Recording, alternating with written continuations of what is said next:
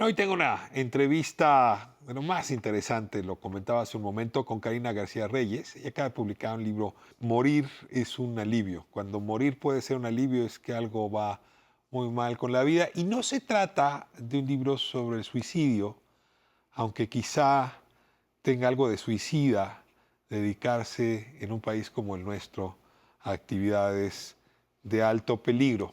Y en efecto, actividades que han llevado a muchos jóvenes a enrolarse en las filas del crimen organizado, para averiguar cuáles son los resortes, las pulsiones, las razones que llevan a alguien a involucrarse en esas filas.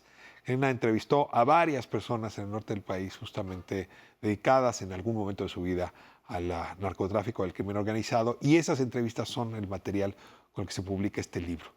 Le doy la bienvenida a Karina, me da muchísimo gusto que me acompañe aquí en Calle 11 para hablar de este texto, del por qué cruzar la línea, visitar la cárcel y hablar con reos que han tenido una vida y una biografía complicada. Karina, buenas noches. ¿Qué tal? Buenas noches. Muchas gracias por darme este espacio. Karina, pues comienzo. Tú eres una académica. El libro está prologado por Sergio Aguayo, buen amigo, querido mío, y decides pasar tus conocimientos a un libro de divulgación, ¿no? Porque al final de cuentas el sello donde está y el tipo de libro es divulgar lo que aprendiste. Y te pregunto como investigadora, pero también como mexicana, como norteña del país, ¿qué fue lo que aprendiste en estas visitas para conocer a personas que estuvieron implicadas en el narcotráfico?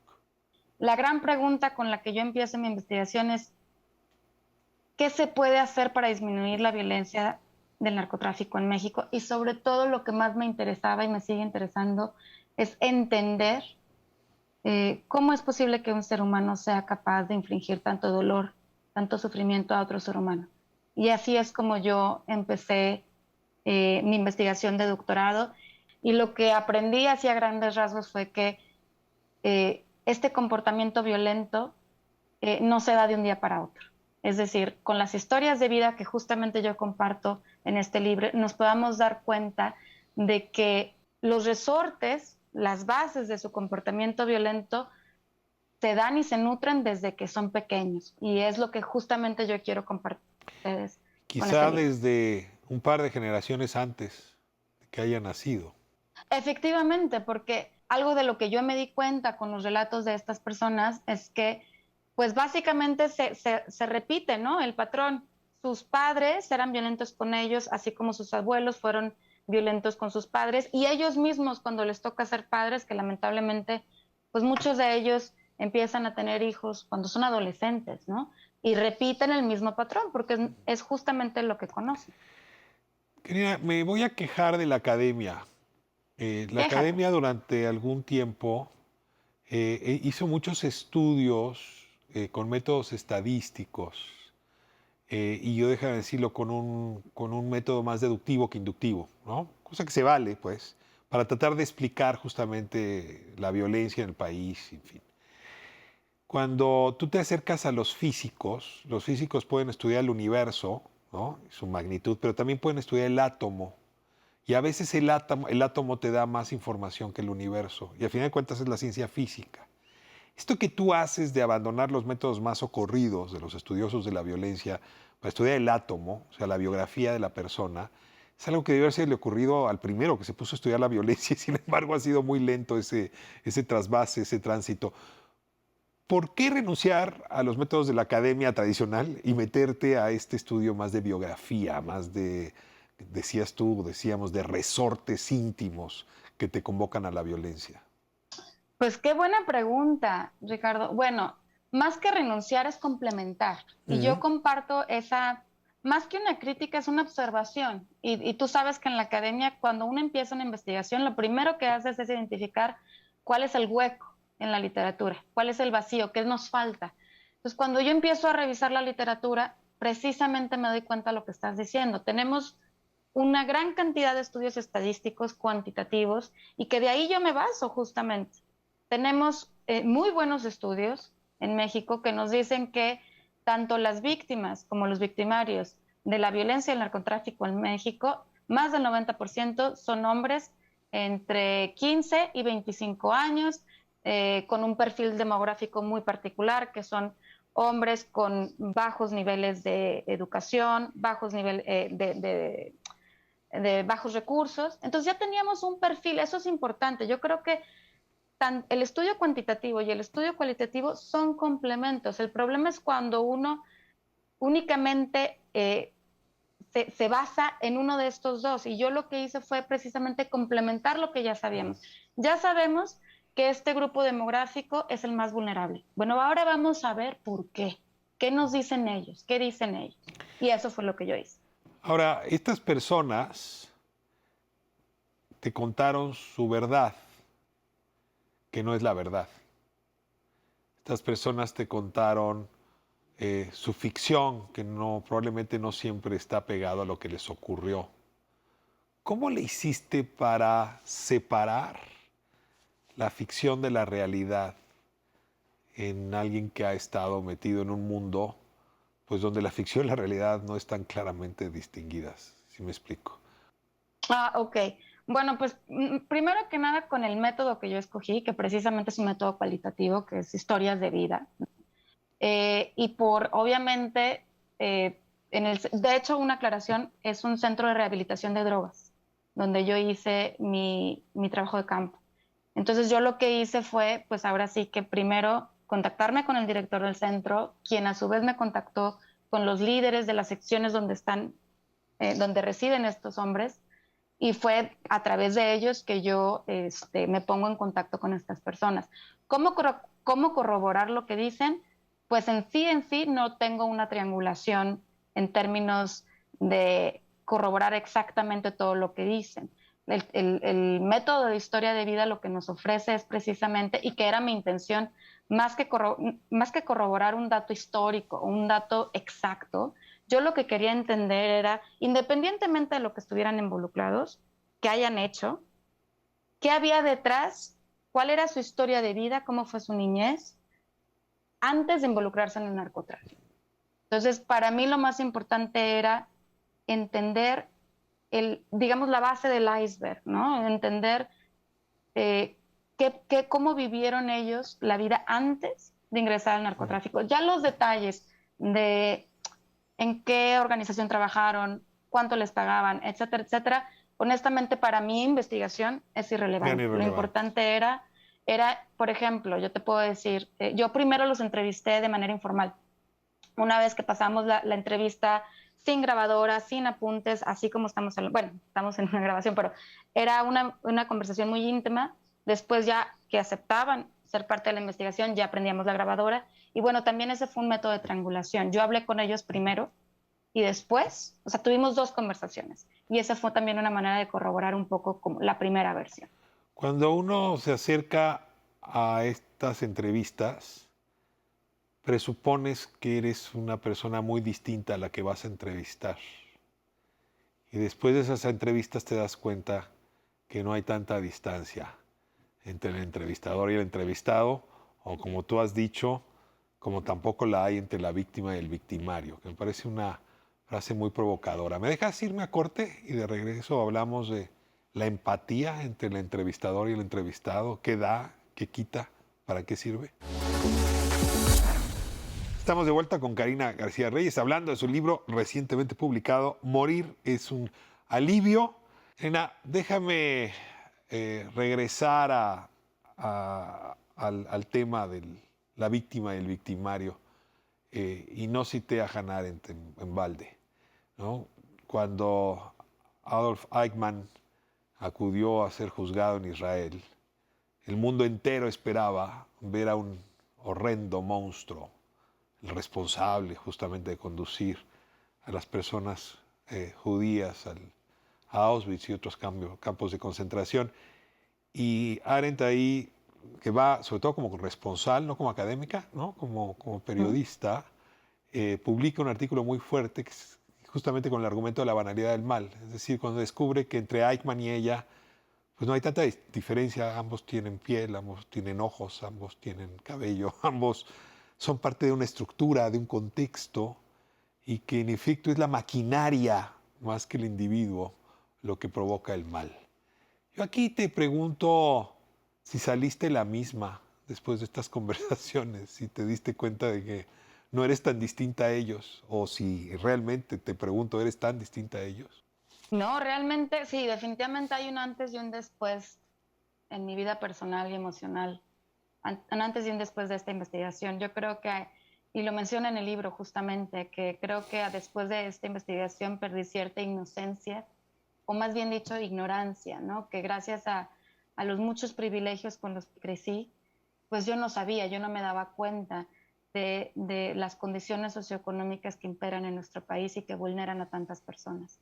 Y lo que yo me preguntaba en el momento que realizaba la investigación y que me pregunto ahora es, ¿qué hubiera hecho yo en su lugar? ¿Cómo me hubiera comportado Mm. yo? ¿Qué hubiera hecho yo si me hubieran tratado como los trataron a ellos? Si me hubiera tocado vivir en las circunstancias que ellos vivieron. Y de ahí, como mencionábamos antes, viene la empatía. Hay una investigación que me conmueve mucho y que toca en varias fibras la tuya. Y es esta que hizo Rita Segato en Brasil, entrevistando presuntos violadores. Todo lo que aprendió ella de hablar con violadores, construyó una teoría, por cierto, que hoy pues da fuerza a la nueva ola del feminismo. Hace un momento me quejaba de los académicos que no hacen este trabajo de investigación de átomo, ¿no? Pero ahora te lo digo en sentido positivo. Creo que quienes están haciendo trabajo sobre el átomo de la violencia están ofreciendo mucho mejores explicaciones que cualquier otro. Eh, Rita Segato es su caso y déjame comparar ahora con el trabajo tuyo. Eh, ¿Por qué? ¿Por qué acercarse al violador? ¿Por qué acercarse al ex narcotraficante? Debería ser tomado en cuenta para quien toma decisiones de política pública, para quien hace leyes, para quien conduce la política criminal de un país. Por supuesto, y la respuesta es contundente, sí. Y esto no es algo novedoso y tú lo sabes. Es decir, justamente el ejemplo que tú estás dando del holocausto, en la criminología, en la psicología social, esto no es novedoso. Hablar con el perpetrador, entrevistarlo, conocerlo, identificar su lógica, es una estrategia que se ha utilizado desde hace décadas como una manera de acercarnos acercarnos y entender desde su lógica estos crímenes que a nuestros ojos o para muchos de nosotros son incomprensibles, son inefables, ¿no? Entonces, ¿por qué hablar con exnarcotraficantes? ¿Por qué hablar con estas personas? Porque ellos tienen un conocimiento que nosotros no tenemos, una versión de la historia que la versión oficial no nos va a contar. Y como tú lo decías, esta no es la historia, esta no es la verdad absoluta, pero sí nos ofrece un ángulo distinto de la violencia y el narcotráfico en México. Ya como están los números que tenemos desde hace 15 años, el aumento en homicidios, desapariciones, feminicidios, necesitamos, es una urgencia empezar a buscar alternativas y empezar a escuchar a estas personas es una de esas alternativas. Sí, en otros países por eso está permitido que académicos y periodistas entremos a las cárceles de alta seguridad para hacer investigación. Acá a cambio está prohibido. Y eso nos retira, nos aleja de un conocimiento que podría ser importantísimo. Déjame cerrar con una última pregunta. Parecerá como eh, lanzada desde otro balcón, pero está conectada.